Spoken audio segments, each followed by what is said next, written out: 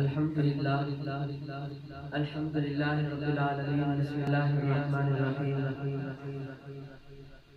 क़ाल अल्लाहु तबारक व तआला फ़िल क़ुरआनिल मजीद वल फ़ुरक़ानिल हमीद वअतसिमू बिहब्लिल्लाहि व ला तफ़र्रक़ू सदक़ल्लाहुल अज़ीम व सदक़ रसूलुहुन नबियुल करीम। अपनी मिल्लत पर क़यास अक़वाम मग़रिब से न कर, अपनी मिल्लत पर क़यास अक़वाम मग़रिब से न कर, खास है तरकीब में क़ौमे रसूल हाशिमी।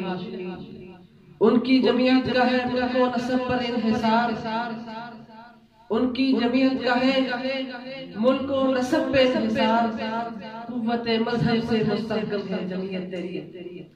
माज़िद सामीन, तबीयत गले और वक्त की नज़ाकत को मद्देनजर रखते हुए मैं सिर्फ और सिर्फ दो बातें आपके सामने जिक्र करना चाहता हूँ।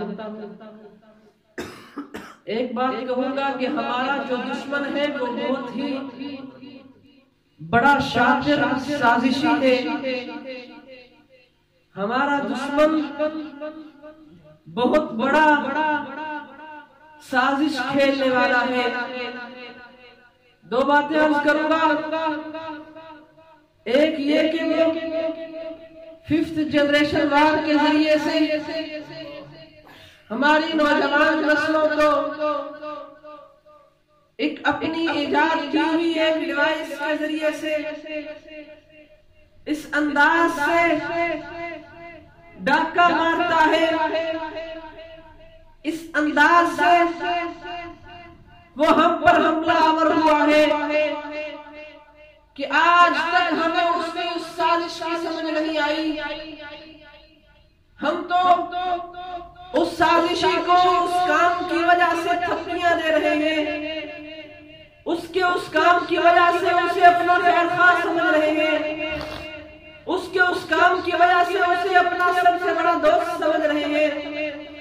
मेरे अजीज साथियों, दूसरे नंबर पे उसकी साजिश ये है कि वो अपने ही तैयार करदा मुल्हिदीन के जरिए से हम पर कुछ ऐसे लोगों को मुसल्लत कर रहा है जिसकी वजह से आए रोज फिरका और फसादात, फितना और फसादात खड़े हो रहे हैं। मैं सिर्फ दो वाक़यात जिक्र करके अपनी बात आपके हवाले करके इजाजत चाहूंगा। आज से तकरीबन 5 साल पहले की बात है। शायद रोजनामा अखबार जंग है ये अब नवाए वक्त होगा कि उस पे एक कालम छपा। पंजाब के ही एक साथी ने कालम लिखा कि मेरा जाना इंग्लैंड में हुआ। इंग्लैंड में मेरा एक साथी है, उसने मुझे कहा कि आओ घूमने फिरने चलते हैं। आज मैं तुम्हें एक ऐसी यूनिवर्सिटी दिखाता हूँ कि शायद तुम्हारे इस्लामिक कंट्रीज में भी नहीं होगी। वो कहता है हम चले। मैं उसकी गाड़ी में बैठा, गाड़ी रवाना हो रही है, गाड़ी जंगलों को क्रॉस कर रही है। इंग्लैंड के वो जंगल कभी मुझे पता ही नहीं था कि उन जंगलों में भी मैंने किसी कहीं आना है।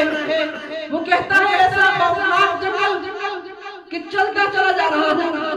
मैं अपने साथी से पूछता हूँ, मुझे बतलाया मुझे कहाँ लेकर जाया जा रहा है।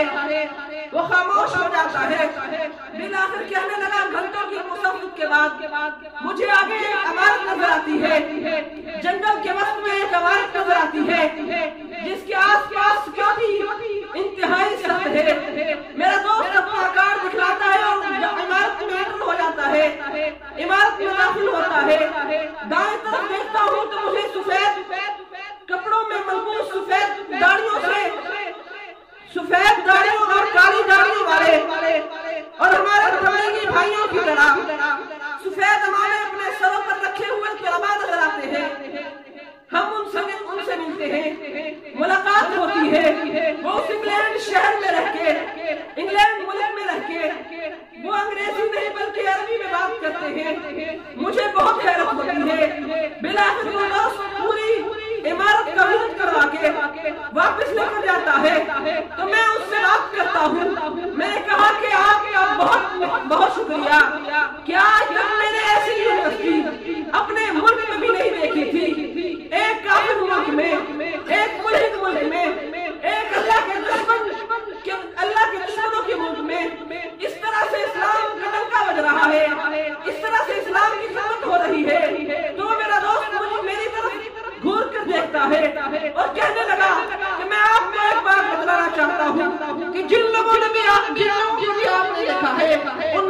एक भी मुसलमान नहीं था।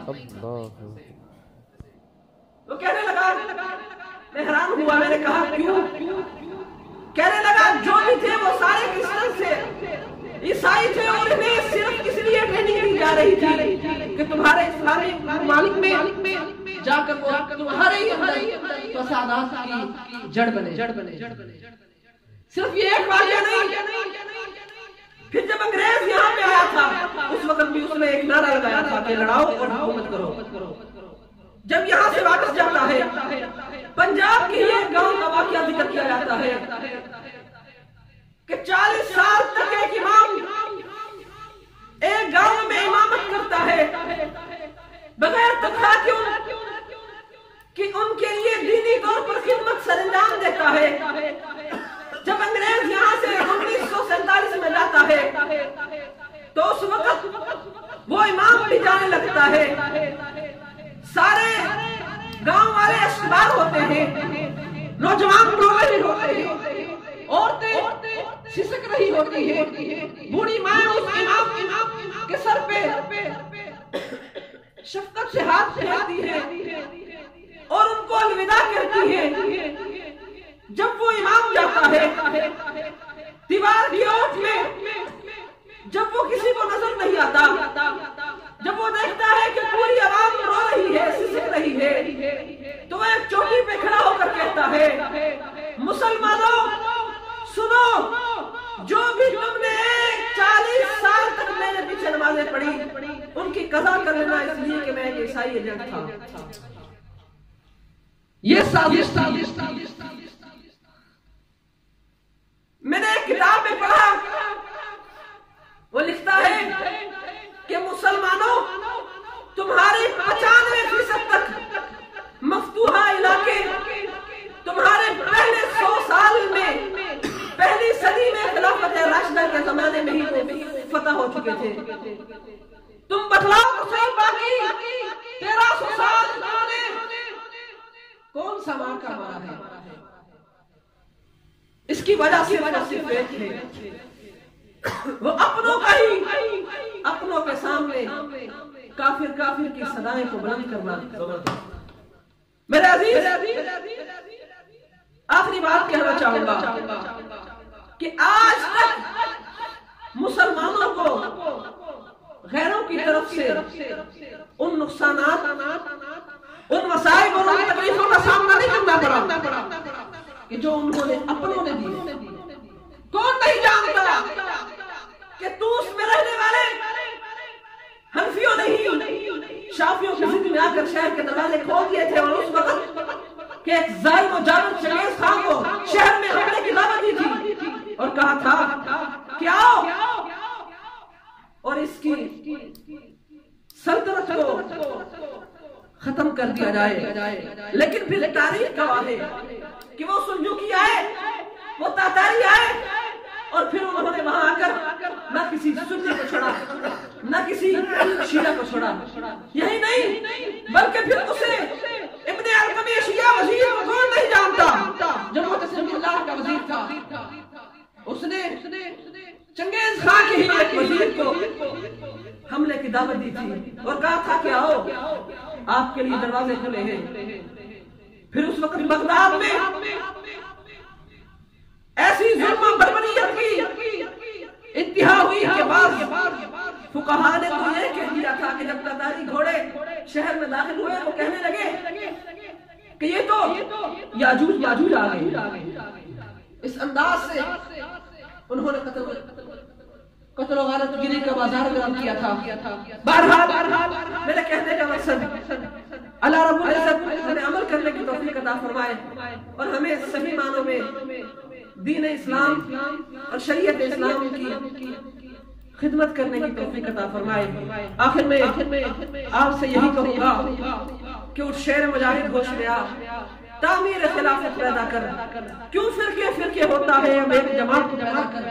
दिल से क्या कि घुमराए ना, हालात बनाने वाले हैं, जो कांटे बनकर आए थे वो लम्हे टलने वाले हैं। हिम्मत ही नहीं तूफानों में कि जज्बों को हमारे छीन सके, जितना हम इसे उठेंगे और